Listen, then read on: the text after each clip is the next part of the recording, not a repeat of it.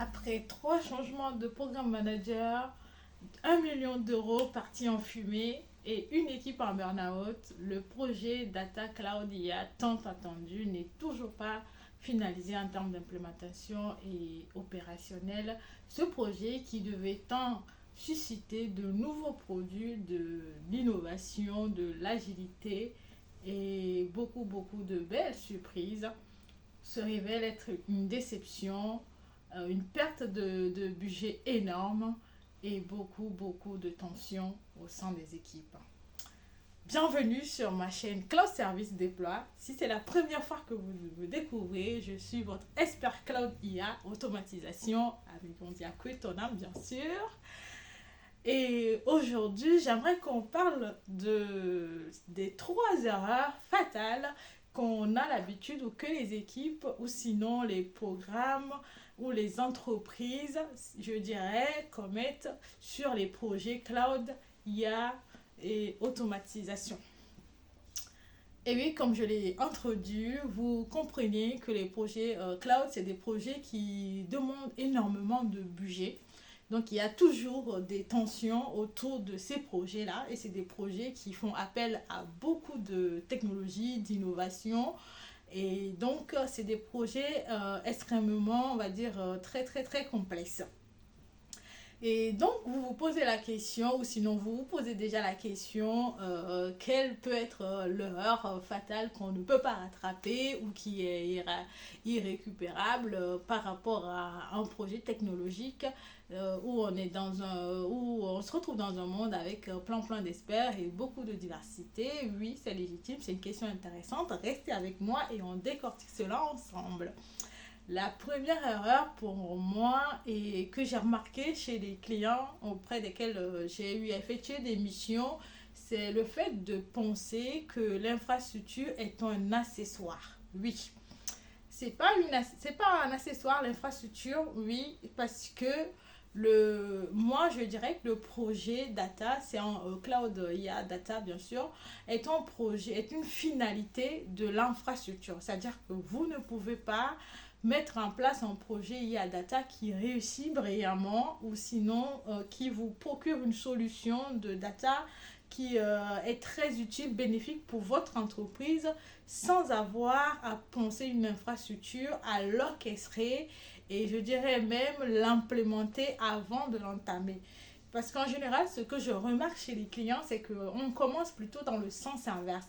Prenons l'exemple qui peut-être pour vous parlera un peu plus. Vous avez une maison que vous aimeriez construire. La première chose que vous faites, c'est vous faites appel à un architecte pour vous mettre en place un plan.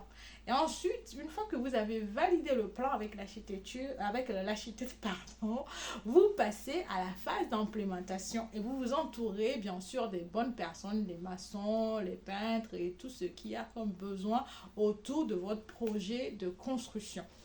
Oui, l'infra fonctionne exactement de la même manière. Si vous souhaitez, bien sûr, mettre en place une solution de data digne d'une cathédrale, comme j'aime l'habitude de le dire, bien sûr, si vous avez déjà eu l'opportunité de voyager, que vous avez une passion pour l'architecture, vous allez voir que les cathédrales, ce sont des bâtiments où, je dirais, des accomplissements très éblouissants en termes d'orchestration et en termes d'harmonie. C'est-à-dire chaque pièce est pensée, chaque pièce a sa place, chaque pièce vient rajouter quelque chose à l'édifice. C'est exactement ça un projet Cloud Data IA. Je vous explique. Quand vous avez un projet Data Cloud IA, vous ne pouvez pas mettre en place une solution data pertinente sans une infrastructure pensée, orchestrée d'avance. Parce que je ne sais pas si vous avez déjà eu à suivre des cours réseau, vous savez que la couche applicative où se passent la plupart du temps les solutions de data et de visualisation, d'analyse, c'est la couche qui vient, c'est une couche qui vient après la couche physique. C'est-à-dire que la couche physique, on va dire, c'est l'infrastructure. Donc, vous avez besoin d'avoir une bonne fondation, comme toute maison, avant de pouvoir mettre en place les murs, le toit et la décoration que vous aimeriez avoir. Donc, se lancer dans un projet cloud data IA sans avoir une infrastructure bien pensée par, bien sûr, des architectes, des équipes infra, et penser qu'on va improviser ces compétences, malheureusement les amis, ça ne peut pas le faire parce que ce n'est pas évident d'improviser ces compétences-là en termes d'infrastructure, de programmation, d'analyse de données et beaucoup d'autres facteurs qui rentrent en jeu sur les projets infrastructure. Donc, c'est la première erreur qu'on fait d'habitude. En général, on laisse la partie, on va dire, orchestration de l'infrastructure, de l'architecture, de l'infra, souvent dans la main des utilisateurs ou sinon des équipes métiers ou on va dire d'autres équipes.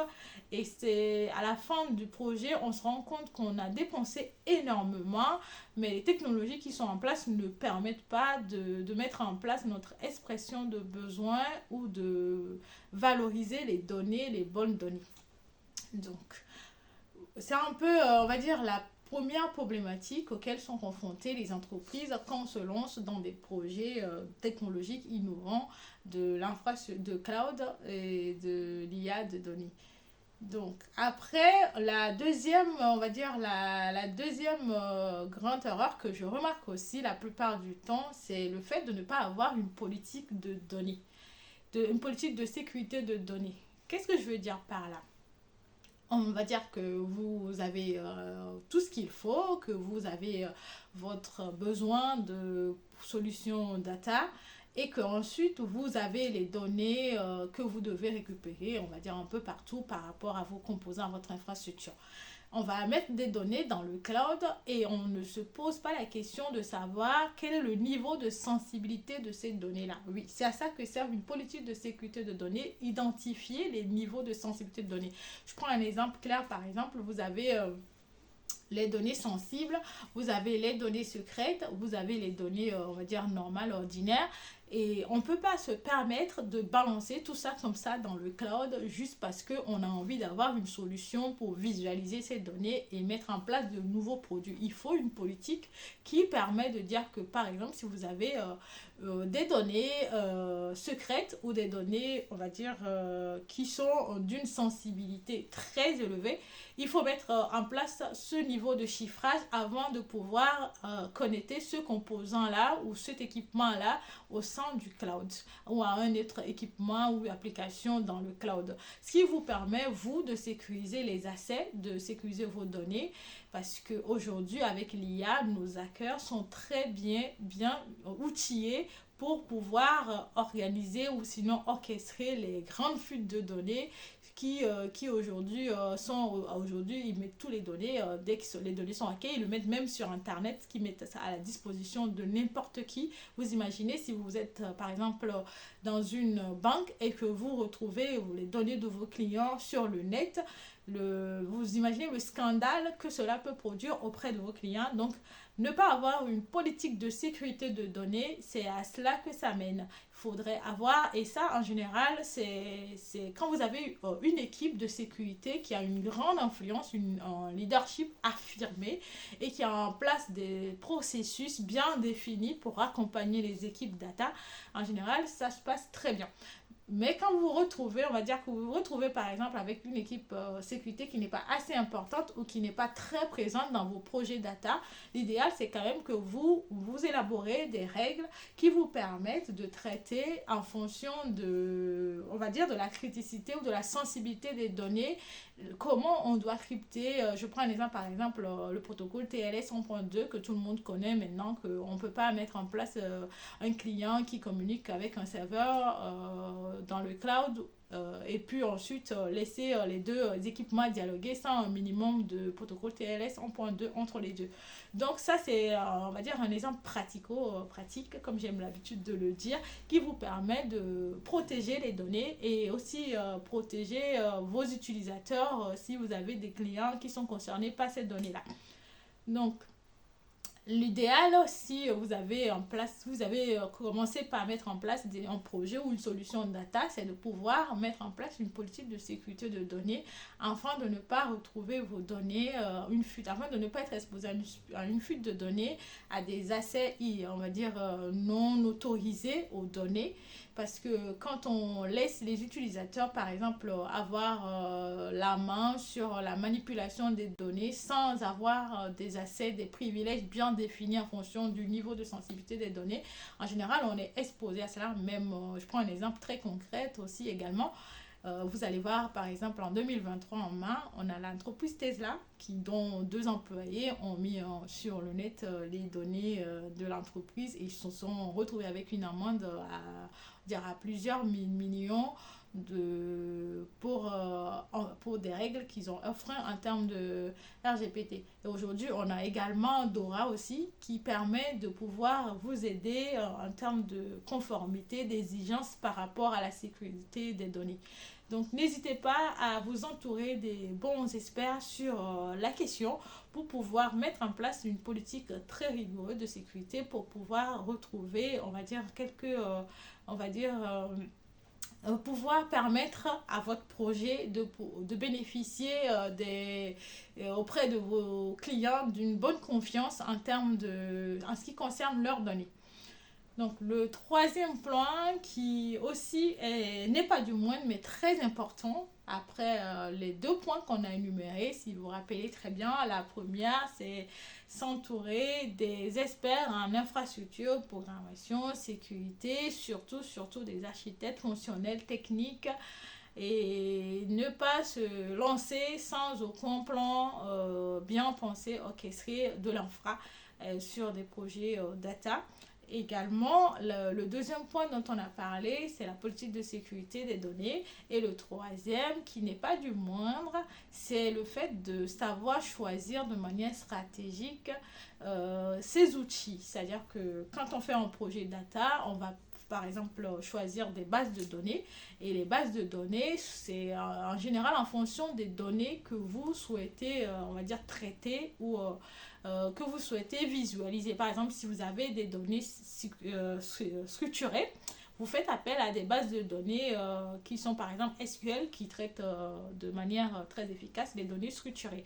Mais quand vous vous retrouvez avec des données semi-structurées ou graphiques, vous allez plutôt faire appel à des bases de données MongoDB ou des bases de données de AWS ou d'Azure. Donc, parfois, c'est la combinaison de tous ces types de bases de données.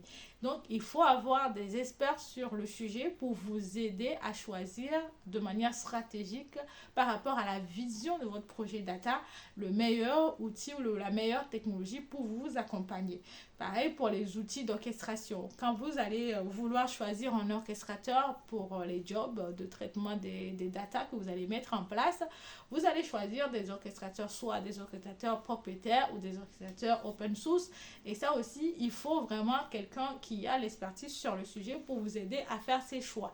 Donc, ne pas savoir s'entourer pour un grand projet de cloud IA data, c'est, je dirais, se tirer une balle dans les pieds parce que vous allez peut-être y arriver si vous êtes quelqu'un, bien sûr, qui a un mindset très flexible, qui apprend et qui a la capacité d'apprendre rapidement, quoique c'est des compétences qui sont très, très, on va dire, en termes d'expertise poussées et c'est pas évident de pouvoir les acquérir rapidement.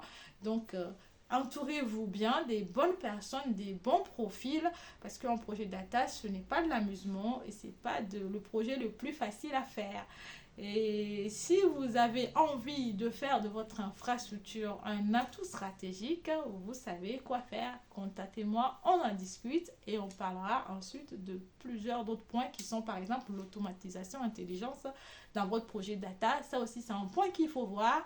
Même si ce n'est pas, on va dire, le plus embêtant qui va vous flinguer votre projet, ça fait partie des points stratégiques aussi que vous pouvez mettre en place. Vous avez aussi la partie FinOps. Ben oui, quand on parle de données, évidemment, on parle de cache, beaucoup de cache parce que ça coûte cher, les bases de données, ça coûte cher, le stockage.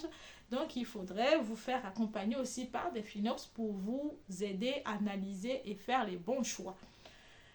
Et dites-moi si ce sujet concernant les 3 règles, les 3 erreurs fatales que font les entreprises ou les gens qui veulent mettre en place des projets Cloud IA Data vous intéresse pour que je puisse le développer un peu plus et partager avec vous des cas concrets par rapport par rapport à mes expériences auprès de mes différents clients.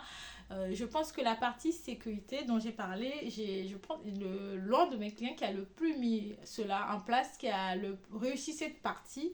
C'est un client qui est dans la banque et à la banque, vous n'avez pas le choix parce que c'est extrêmement exigeant. C'est d'ailleurs pour ça que j'ai trouvé la mission très intéressante pour monter plus en compétence sur cette partie de sécurité qui demande beaucoup d'exigences pour les banques et en termes de données. Donc, eux, ils sont très, on va dire, à la pointe là-dessus. Donc, c'est peut-être bien déjà de commencer par des profils qui ont cette expérience-là des projets data auprès des banques qui ne négligent pas cet aspect sécurité.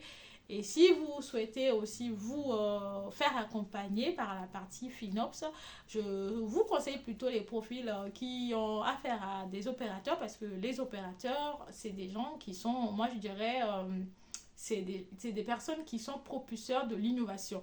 Parce que quand vous avez affaire à une infrastructure énorme, vous n'avez pas le choix que de bien vous entourer et de pouvoir être des bons leaders pour pouvoir mettre en place les bonnes solutions, les bonnes stratégies. Donc, si vous voulez apprendre, bien sûr, ou avoir des profils à la pointe, je pense que c'est un bon, on va dire, c'est un très bon secteur qui forme de très bons profils sur ces sujets-là. Donc, n'hésitez pas à me contacter si vous aimeriez en savoir plus sur la thématique. Et à bientôt pour une nouvelle émission et profitez bien sûr de nos thématiques que j'ai partagées sur la chaîne et faites-moi vos retours pour que je trouve des contenus plus intéressants, plus pertinents pour vous. À bientôt les amis.